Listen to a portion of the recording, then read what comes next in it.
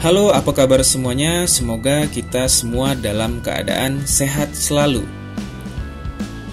Jadi di video kali ini saya akan mengupload video tentang perjalanan saya ketika pulang kampung dari kota Medan menuju Sumatera Barat.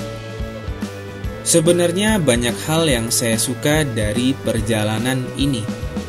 Karena perjalanan sambil nyetir kayak gini itu sangat-sangat jarang saya lakukan.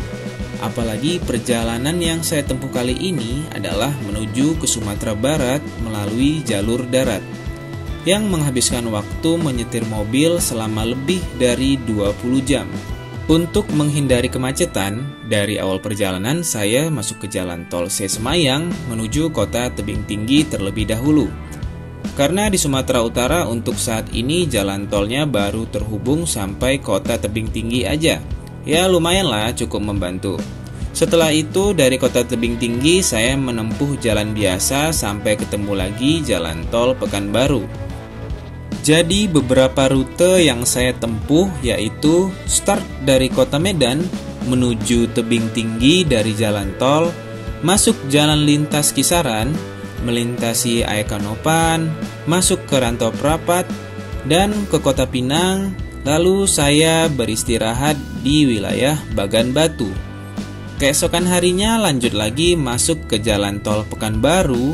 Lalu dari Pekanbaru lanjut lagi menuju Sumatera Barat, kota Bukit Tinggi, dan kota Padang. Kenapa saya menempuh arah dari jalan Pekanbaru menuju Sumatera Barat? Kenapa nggak ambil jalur Sidimpuan? Nah, yang pertama saya belum pernah menyetir di lintasan ini. Ya, jadi hitung-hitung cari suasana baru aja. Nah, yang kedua, jalannya lebih bagus. Walaupun di beberapa bagian ada yang rusak, tapi nggak terlalu jadi masalah. Nah, yang ketiga adalah request dari ibu saya. Memang sih terasa lebih jauh ketika perjalanan dari Medan menuju Sumatera Barat melalui rute Pekanbaru. Tapi entah kenapa saya suka jalan yang seperti ini daripada menikung-nikung dan menanjak di pegunungan untuk jarak yang jauh. Memang ada di beberapa titik ketika sudah melewati Pekanbaru setelah wilayah Bangkinang ada beberapa jalan yang sedang dibangun. Jadi buka tutup jalur diberlakukan selama pengerjaan berlangsung. Tapi ini hanya di beberapa titik aja. Selebihnya jalannya ya bagus-bagus aja. Nah, ini adalah salah satu momen yang saya suka dari perjalanan ini, yaitu Jalan Kelok 9 atau Jembatan Kelok 9. Jembatan Kelok 9 menghubungkan dua provinsi, yaitu Provinsi Sumatera Barat dengan Riau. Jembatan ini terletak di Payakumbuh, Kabupaten 50 Koto, tepatnya 30 km sebelah timur kota Payakumbuh. Jalan ini membentang sepanjang 2,5 km, membelah daerah perbukitan di wilayah tersebut. Jembatan yang diresmikan pada tahun 2013 lalu ini mempunyai struktur yang kokoh. Jalan yang berkelok ini ditopang oleh 30 pilar dengan tinggi bervariasi yang mencapai sekitar 60 meter. Dilihat view dari atas, Kelok 9 ini terlihat mirip dengan arena balap. Jadi mungkin inilah salah satu daya tarik perjalanan menuju Sumatera Barat.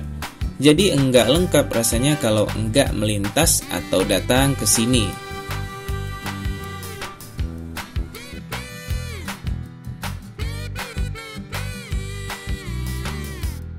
Nah, setelah melalui jalan di Kelok 9, kita akan melintas di kota Payakumbuh terlebih dahulu sebelum masuk ke wilayah kota Bukit Tinggi. Bukit Tinggi.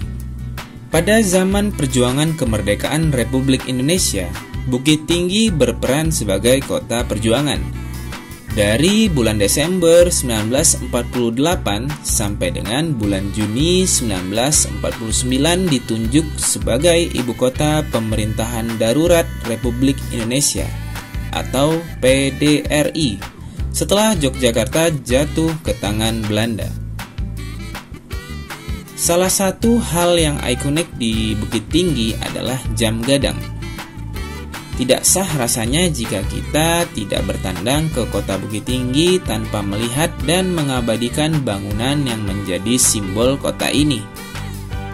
Konstruksi bangunan Menara Jam ini dibangun oleh arsitek asli Minangkabau yang bernama Jazid Razo Mangkuto Sutan Gigi Ameh.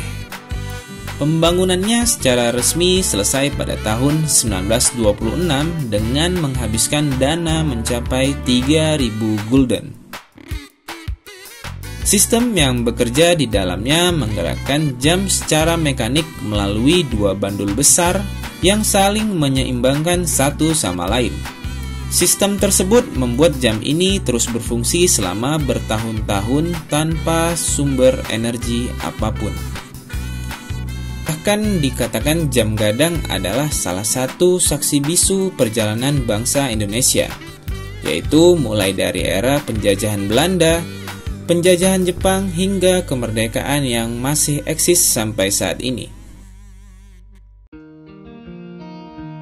Oke, segitu dulu penjelasan mengenai kota Bukit Tinggi dan jam gadang. Nah, di tempat ini yang enggak kalah menarik adalah kulinernya.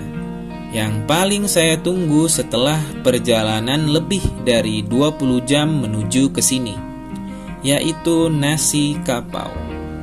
Nasi kapau adalah kedai nasi yang pemiliknya harus berasal dari Nagari Kapau, Agam, Sumatera Barat. Paling tidak pemiliknya mempunyai hubungan kekerabatan dengan penduduk asli Nagari Kapau. Menurut saya, nasi kapau ini sangatlah recommended. Salah satu tempat yang saya kunjungi itu adalah Lapau Kapau. Jadi kalau ke Bukit Tinggi, jangan lupa untuk mencoba nasi ini. Selanjutnya tempat yang saya tuju adalah Masjid Raya Sumatera Barat. Salah satu yang paling mencolok dari Masjid Raya Sumatera Barat adalah tidak ada kubah. Sebagai gantinya, atap masjid didesain berupa atap segi empat dengan tiap sudut menjulang ke langit seperti rumah gadang. Selain itu, Masjid Raya Sumatera Barat memasukkan unsur budaya khas Minang, ditunjukkan dari atap dan corak ukiran Minangkabau di dinding-dindingnya. Masjid Raya Sumatera Barat di Kota Padang memenangkan penghargaan Abdul Latif Al-Fauzan Award beberapa waktu lalu. Penghargaan ini merupakan ajang untuk menampilkan karya dan desain masjid dari negara-negara dengan penduduk Muslim di dunia.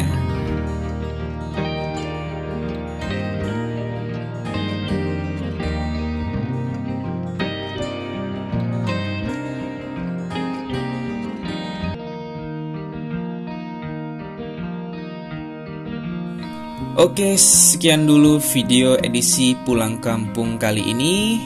Berikan like jika kalian suka. Terima kasih sudah menonton. Jangan lupa subscribe karena subscribe itu gak bayar. Saya Fajar pamit undur diri. Sampai jumpa di video berikutnya. Bye.